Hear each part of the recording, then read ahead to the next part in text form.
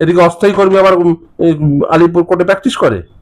মানে কোনটা কি বোঝা মুশকিল। শাসক দলের পক্ষ থেকে মানে পুরো বিষয়টিকে গুলিয়ে দেওয়ার জন্য ওরা বিভিন্ন রকম কাজ করে, এবং শুধু তাই না, এই ভয়ের বাতাবরণ তৈরি করে সাধারণ বাড়ির ছেলেমেয়েরা যারা আগিয়ে আসার চেষ্টা করছিল তাদেরকে আরেকটু পিছিয়ে দেওয়া হচ্ছে। এটা মমতা বন্দ্যোপাধ্যায় এবং তার দল সুপরিকল্পিতভাবে করছে। বিশেষ করে আপনি দেখুন, যেখানে যেখানে এই ঘটনাগুলো ঘটছে প্রতিষ্ঠানগুলো একবার ভেবে দেখুন তো। সরকারি স্কুল কলেজে আপনার ছেলে মেয়েদের পাঠাবেন না, এটা এই ন্যারেশনটা তৈরি করতে চাইছেন মমতা ব্যানার্জি। এক সাংঘাতিক ভদ্রমহিলা, এর যা পরিকল্পনা, এই পরিকল্পনার অংশ করে নিয়েছেন গোটা প্রশাসনটিকে। আরজি কর কাণ্ডে কাকে অ্যারেস্ট করেছেন? এভিডেন্স ট্যাম্পার হয়েছে সিবিআই চার্জশিটে বলেছে, আর মমতা ব্যানার্জি সেখানে মনিটর করেছে। মমতা ব্যানার্জি নিজে বলেছে, অন্য কেউ না। ঘটনা ঘটলো, প্রতিহত করতে পারলেন না। এই গোটা রাজ্যে দুষ্কৃতীরা মনে করেছে তাদের এটা স্বর্গরাজ্য।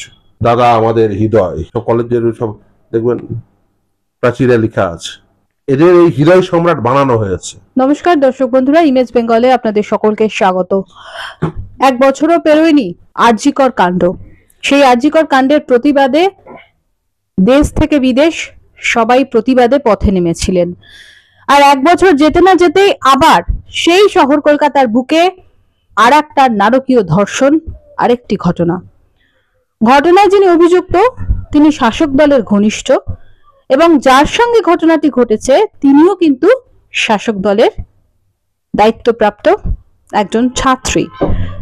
আইনের কলেজে এই ঘটনা স্বভাবতই শিক্ষা প্রতিষ্ঠানে যাওয়া নিয়ে, শিক্ষা প্রতিষ্ঠানের ছেলে মেয়েদের নিরাপত্তা নিয়ে প্রশ্ন তুলছে। আমাদের সঙ্গে রয়েছেন বিশিষ্ট আইনজীবী ফিরদৌস সামিম। বর্তমানে তৃণমূল কংগ্রেসের একেবারে সর্বোচ্চ সারির যে নেতৃত্ব, তাদের সঙ্গে ঘনিষ্ঠ সম্পর্ক। তার ছবি পাবেন অভিষেক বন্দ্যোপাধ্যায়ের সঙ্গে, ছবি পাবেন কাজলী বন্দ্যোপাধ্যায়ের সঙ্গে, ছবি পাবেন চন্দ্রিমা ভট্টাচার্যের সঙ্গে। খুব পরিষ্কার, এটা নয় যে একটা র্যান্ডাম কেউ এলো, রাস্তা দিয়ে চন্দ্রিমা ভট্টাচার্য হাঁটছিল, একটা ছবি তুলে নিল।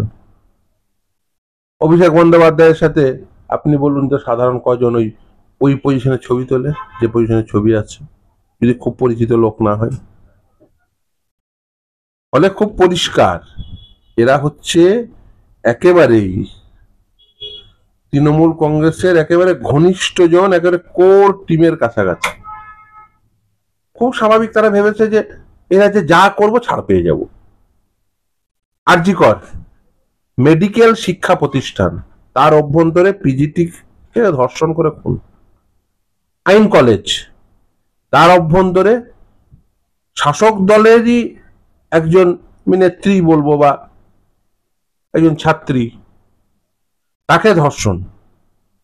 আসলে করতে কি চাইছেন? শিক্ষা প্রতিষ্ঠানগুলোতে ভয়ের বাতাবরণ তৈরি করছে। একদিকে শিক্ষক নিয়োগে পর্বত প্রমাণ দুর্নীতি, অপরদিকে শিক্ষা প্রতিষ্ঠানে ভয়ের বাতাবরণ তৈরি করা।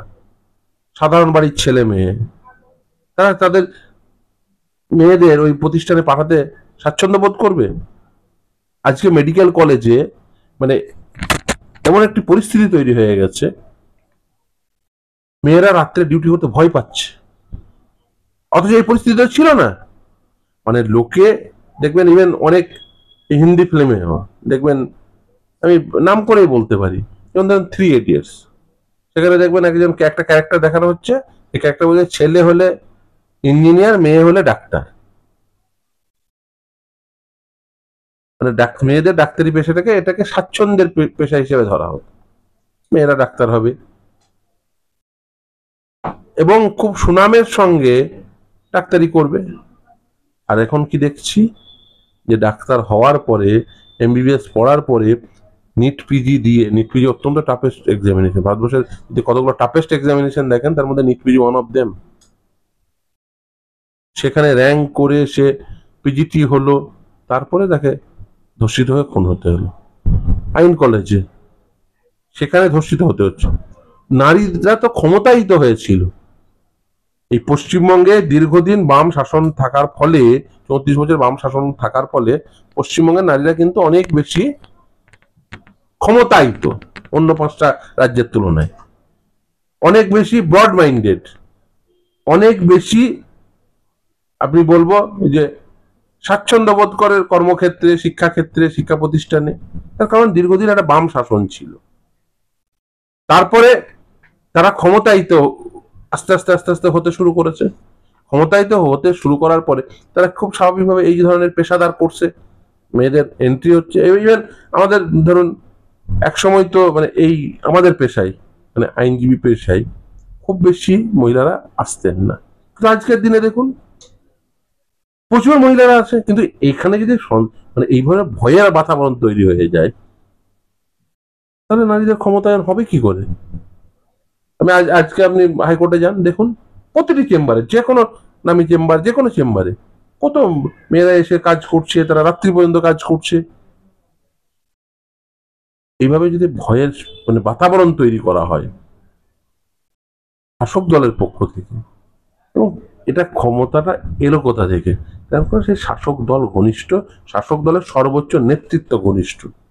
তাহলে ভাবুন, যেখানে গার্ডের রুম সেখানে নিয়ে গিয়ে ধর্ষণ করা হলো, গার্ডকে বাইরে বের করে দিয়ে।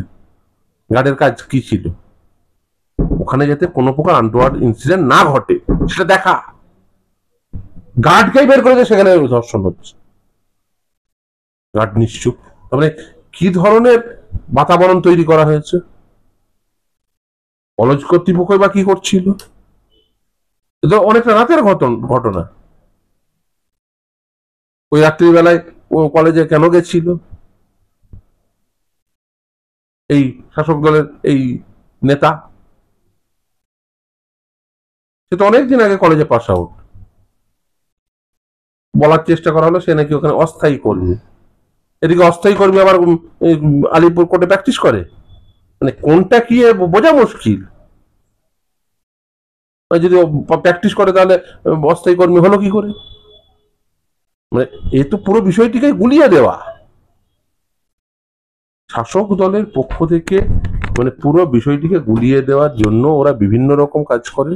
এবং শুধু তাই না, এই ভয়ের বাতাবরণ তৈরি করে সাধারণ বাড়ির ছেলেমেয়েরা যারা আগিয়ে আসার চেষ্টা করছিল তাদেরকে আরেকটু পিছিয়ে দেওয়া হচ্ছে। এটা মমতা বন্দ্যোপাধ্যায় এবং তার দল সুপরিকল্পিতভাবে করছে। বিশেষ করে আপনি দেখুন, যেখানে যেখানে এই ঘটনাগুলো ঘটছে, প্রতিষ্ঠানগুলো একবার আরজি কর সরকারি মেডিকেল কলেজ, আইন কলেজ, সরকারি বিভিন্ন স্কুলগুলোতে নিয়োগে দুর্নীতি। আসল ফ্রেমটা বুঝতে পারছেন? কি ফ্রেম তৈরি করতে চাইছে?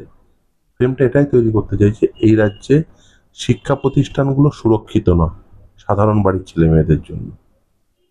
তাহলে কি হবে? সুরক্ষা কোথায় পাবেন? বেসরকারি বিশ্ববিদ্যালয়, বেসরকারি শিক্ষা প্রতিষ্ঠান। সেখানে গার্ডরা কাউকে ঢুকতে দেবে না, সিসি ক্যামেরা থাকবে। তাহলে বেসরকারি শিক্ষা প্রতিষ্ঠানে তো আপনারা ছেলেদের পাঠান। এইটা তৈরি করতে চাইছে মমতা ব্যানার্জি, সুপরিকল্পিতভাবে তৈরি করতে চাইছে। সরকারি স্কুল কলেজে আপনার ছেলে মেয়েদের পাঠাবেন না, এইটা এই ন্যারেশনটা তৈরি করতে চাইছেন মমতা ব্যানার্জি। এক সাংঘাতিক ভদ্রমহিলা। এর যা পরিকল্পনা, এই পরিকল্পনার অংশ করে নিয়েছেন গোটা প্রশাসনটিকে। কেন গার্ড কাউকে ফোন করে জানালো না? কেন সেখানে প্রতিহত করলো না? কেন কলেজ কর্তৃপক্ষ অ্যালাউ করলো? কেন একজন প্র্যাকটিসিং অ্যাডভোকেটকে অস্থায়ী কর্মী হিসেবে অ্যালাউ করলো? প্রশ্নগুলো তো থাকবে। অস্থায়ী কর্মী মানে কি? গ্রুপ ডি হবে? কোন স্তরের কর্মী, কিভাবে নিয়োগ হয়েছিল, কলেজ কর্তৃপক্ষকে বলতে হবে। এই সমস্ত কিছু আসলে এর পিছনে যদি আপনি ক্যালকুলেশন করেন, এর পিছনে ক্যালকুলেশন হচ্ছে যে শিক্ষা প্রতিষ্ঠানে ভয়ের বাতাবরণ তৈরি করে। এবং এটা করে মমতা বন্দ্যোপাধ্যায় সকলকে ভীত সন্ত্রস্ত করতে চাইছে। এই ঘটনার পর আমরা দেখলাম যে তিনজনকে প্রথমে অ্যারেস্ট করা হলো, তারপর একজনকে আজকে গার্ডকে অ্যারেস্ট করা হলো। আমরা দেখেছিলাম যদি একইভাবে আরজি করের ঘটনার দিকে তাকাই, একদম ঘটনার ঠিক 24 ঘন্টার মধ্যে সঞ্জয় রায় নামক একজন ব্যক্তিকে অ্যারেস্ট করা হয়েছিল এবং বলা হয়েছিল যে যে দোষী তাকে অ্যারেস্ট করা হয়েছে। এখানে যে দোষী যেহেতু যিনি অভিযোগ পারিনি, তিনিও যেহেতু এখনো বেঁচে আছেন এবং তিনি জীবিত, স্বভাবতই তার অতটা মারাত্মক মৃত্যু হয়নি বলে স্বভাবতই বিষয়টা তুলনামূলকভাবে আরজি করের থেকে একটু লঘু। সেই পরিপ্রেক্ষিতে এক্ষেত্রেও যখন অ্যারেস্ট করা হলো তিনজনকে, তখন তৃণমূল কংগ্রেসের নেতা দেবাংশু ভট্টাচার্য তিনি বলছেন যে তৃণমূল কংগ্রেস বলেই এই এত দ্রুত বা বাংলা বলেই এত দ্রুত অ্যারেস্ট করা হয়। কিন্তু প্রশ্ন থেকে যাচ্ছে যে এইভাবে অ্যারেস্ট করা হলে অপরাধীদের তো শাস্তি হচ্ছে না, এই ঘটনা তো ক্রমান্বয়ে বেড়েই যাচ্ছে, তাহলে দিনের পর দিন যদি এটা হয় নিরাপত্তা কোথায়? প্রথম কথা, অ্যারেস্ট করার মতো ঘটনা ঘটবে কেন? সরকারি মেডিকেল কলেজ, আইন কলেজ, তার অভ্যন্তরে এই ধরনের হিনিয়াস ক্রাইম ঘটছে কেন মমতা ব্যানার্জির শাসনকালে? প্রথম। দ্বিতীয় হচ্ছে, আরজি কর কাণ্ডে কাকে অ্যারেস্ট করেছেন? এভিডেন্স ট্যাম্পার হয়েছে সিবিআই চার্জশিটে বলেছে, আর মমতা ব্যানার্জি সেখানে মনিটর করেছে। মমতা ব্যানার্জি নিজে বলেছে, অন্য কেউ না, যে তদন্ত তিনি নিজে মনিটর করেছেন, তিনি আপনাদের সংবাদ মাধ্যমের সামনে নিজে বলেছেন। তাহলে যে তদন্ত মমতা বন্দ্যোপাধ্যায়ের মনিটরিং এ এভিডেন্স ট্যাম্পার হয়, তার জন্য মমতা ব্যানার্জি দায়ী নয়? কে দায়ী? ঘটনা ঘটলো, প্রতিহত করতে পারলেন না। এই গোটা রাজ্যে দুষ্কৃতীরা মনে করেছে তাদের এটা স্বর্গরাজ্য। তার কারণ মমতা বন্দ্যোপাধ্যায় একেবারে চুজ করেন সেই সমস্ত মানুষদের যারা দুষ্কৃতী বা দুর্নীতিগ্রস্ত। তিনি চুজ করেন নেতা হিসেবে শওকতকে, তিনি চুজ করেন নেতা হিসেবে আরাবুলকে, তিনি চুজ করেন নেতা হিসেবে ববিকে। এদের পরিচয় কি? কেউ জগ ছুড়েন, কেউ ঢিল ছুড়েন, কেউ বোম ছুড়েন। তিনি চুজ করেন অনুব্রতকে, যে বলে পুলিশের গাড়িতে বোম মারে। এই যে চুজ করে করে দুষ্কৃতীদের চুজ করে করে নিয়ে আসে, তিনি চুজ করেন পার্থ চ্যাটার্জিকে, যে দুর্নীতি করে। হয় দুষ্কৃতী হবে, নাহলে দুর্নীতিগ্রস্ত হবে, মানে ক্রাইম থাকবে। যারা ক্রিমিনাল তাদের কি হয়? একটা ক্রিমিনাল মেন্টালিটি থাকে তাদের। আপনি তাদের ভাষা, পরিভাষা, সেটা হচ্ছে ক্রিমিনাল অ্যাক্ট। একজন ক্রিমিনাল মেন্টালিটির মানুষ তিনি ক্রিমিনাল অ্যাক্টিভিটি করবেন। কখনো সেটা খুন হবে, কখনো সেটা ধর্ষণ হবে, কখনো সেটা সরকারি ওই যে বিভিন্ন বরাত হয়, সেখানে কাউকে মাথায় বন্দুক ঠেকিয়ে বরাত নেবেন, কখনো পাড়ায় ইট বালি সুরকি ওইসব ওই সাপ্লাই করার জন্য কাউকে বলবে মার্ডার করবে, কাউকে ভয় দেখাবে। আপনি বাড়ি তৈরি করতে যাবেন, আপনাকে বলবে আমার কাছ থেকে ইট বালি পাথর নাও, না হলে তোমাকে বাড়ি তৈরি করতে দেবো না। এরা সবই ওই এক সূত্রে গাথা, এরা প্রত্যেকে ক্রিমিনাল। আর এই প্রতিটি ক্রিমিনালের সঙ্গে এই শাসক দলের যোগ রয়েছে। আসলে শাসক দল ওটা সমাজটাকে দুর্বৃত্তায়ন করতে চাইছেন। ওরা জানে যে ওদের পক্ষে কেউ থাকবে না। যদি সুস্থ স্বাভাবিক সমাজ থাকে, তাহলে সমাজটাকে কি করে অসুস্থ তৈরি করতে হবে। অসুস্থ তৈরি করার প্রথম পদক্ষেপ কি? দুর্বৃত্তায়ন করো। এবং সেই জন্য দেখবেন প্রতিটি স্তরে নেতা থেকে শুরু করে ছোট নেতা, মেজ নেতা, বড় নেতা, দেখবেন সব দুর্বৃত্তায়ন ঘটে গেছে। দেখুন বামেদের আমলেও যে ধরুন ক্রাইম ঘটতো না, এ কথা কেউ বলবে না। তার আগে কংগ্রেস আমলে ক্রাইম ঘটতো না, কেউ বলবে না। কিন্তু ক্রিমিনালরা নেতা হয়ে যেত,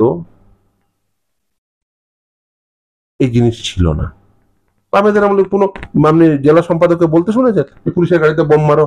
আমি বলছি, শুনেছেন এই পরিভাষার কথা বলতো না।